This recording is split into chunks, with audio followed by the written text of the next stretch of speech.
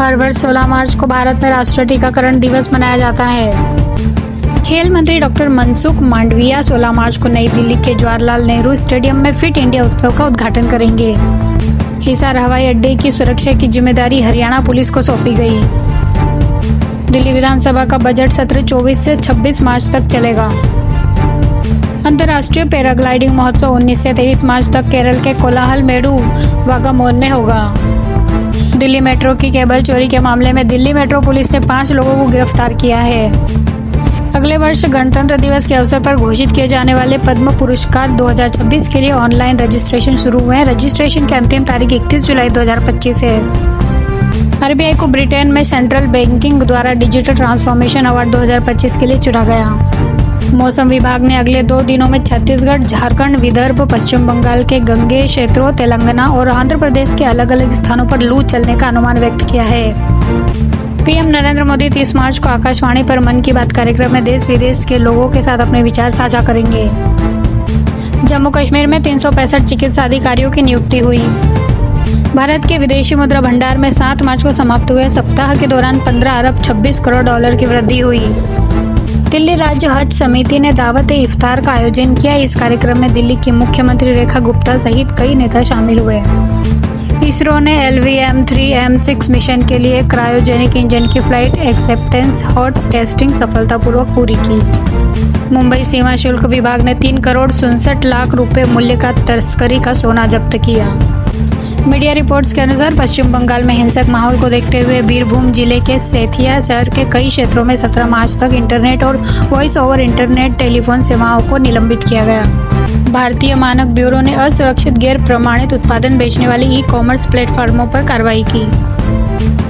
ESIC medical college and hospital Indore में professor, associate professor, assistant professor और senior resident के पदों पर भर्ती निकली है। इस भर्ती के लिए 20 मार्च 2025 तक अप्लाई कर सकते हैं।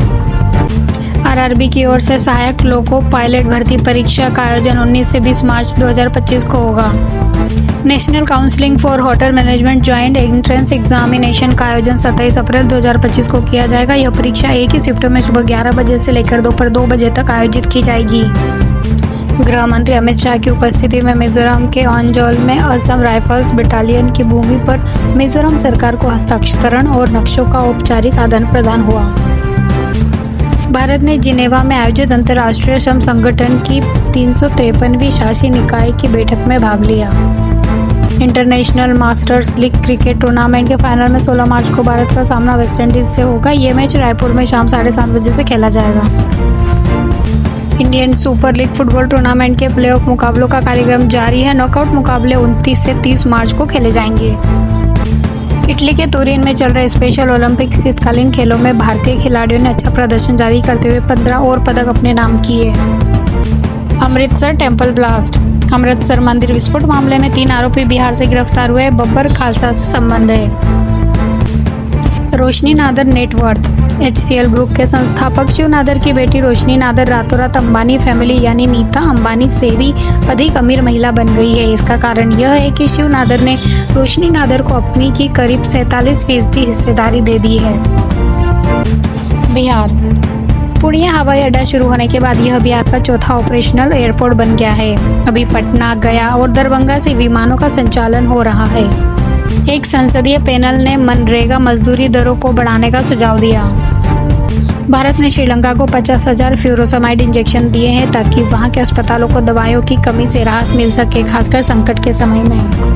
भारतीय स्पेस एजेंसी इसरो ने 393 विदेशी उपग्रहों को लॉन्च करके $143 मिलियन कमाए, जिससे भारत के अंतरिक्ष उद्योग में मजबूती बढ़ी।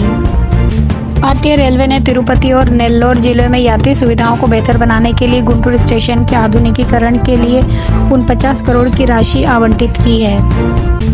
वायुसेना प्रमुख मार्शल AP सिंह ने कहा कि सुरक्षा मुद्दों को हल करने के लिए रचनात्मक कार्रवाई करें।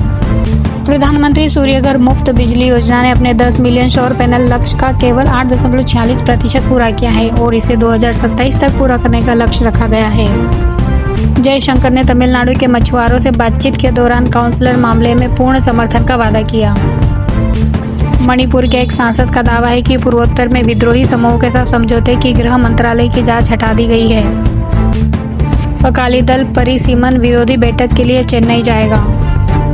ब्रिटेन के प्रधानमंत्री कीर स्टारमर ने एनएचएस इंग्लैंड को खत्म करने की योजना बनाई है ताकि नौकरशाही कम हो और स्वास्थ्य सेवा में सुधार हो सके।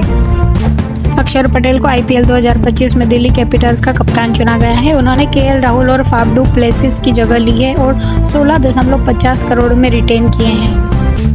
नेट साइबर ब्रंट WPL में सबसे ज़्यादा रन बनाने वाले खिलाड़ी बन गए हैं। उन्होंने 997 रन बनाए और एलिस पेरी को पीछे छोड़ दिया, जबकि शीर्ष 5 में भारतीय खिलाड़ी शामिल थे। SSC-GD रिजल्ट 2025 इन हिंदी। कर्मचारी चयन आयोग जल्द ही अपनी आधिकारिक वेबसाइट पर SSC-GD कांस्टेबल 2025 परिणाम घोषित करने के लिए पूरी तरह तैयार है। बिहार बोर्ड रिजल्ट 2025 इन हिंदी। बिहार विद्यालय परीक्षा समिति द्वारा 10वीं और 12वीं कक्षा के बोर्ड परीक्षा के नतीजे जल्द ही घोषित किए जा सकते हैं। Uniraj admit card 2025 release. Rajasthan विश्वविद्यालय ने 2025 के स्नातक कोर्सेज के लिए एडमिट कार्ड जारी कर दिए हैं। भारत अपनी सतत आर्थिक विकास की योजना के तहत स्वच्छ परियोजनाओं को प्राथमिकता देने के लिए अक्षय ऊर्जा के लिए फंडिंग बढ़ा रहा है। वित्त वर्ष 2025 में यात्री वाहनों की बिक्री 3.82 मिलियन यूनिट्स रही, जो वित्त वर्ष 2024 के रिकॉर्ड 4.2 मिलियन यूनिट्स की बिक्री से कम रही। 2025 आईपीएल से अचानक हटने के बाद ब्रुक को 2 सत्रों के लिए आईपीएल से बैन कर दिया है। मैथ्यूज और साइबर ब्रंट की कप्तानी में MIWPL फाइनल में पहुंच गया। Central board of secondary education ने होली के कारण 15 मार्च को हिंदी पेपर न दे पाए कक्षा 12वीं के छात्रों के लिए एक विशेष परीक्षा की घोषणा की है। आंध्र प्रदेश स्टेट बोर्ड ने AP पॉलीसेट 2025 के लिए पंजीकरण शुरू किया है। इच्छुक उम्मीदवार 15 अप्रैल तक आवेदन कर सकते हैं। यह परीक्षा 30 अप्रैल को होगी। चीनी हेज फंड हाई फ्लायर ने AI ट्रेडिंग के मुख्य भूमि परिसंपत्ति संबंधकों के बीच AI की दौड़ को बढ़ावा दिया है और डीपसीक के सिलिकॉन वैली को चुनौती दी है।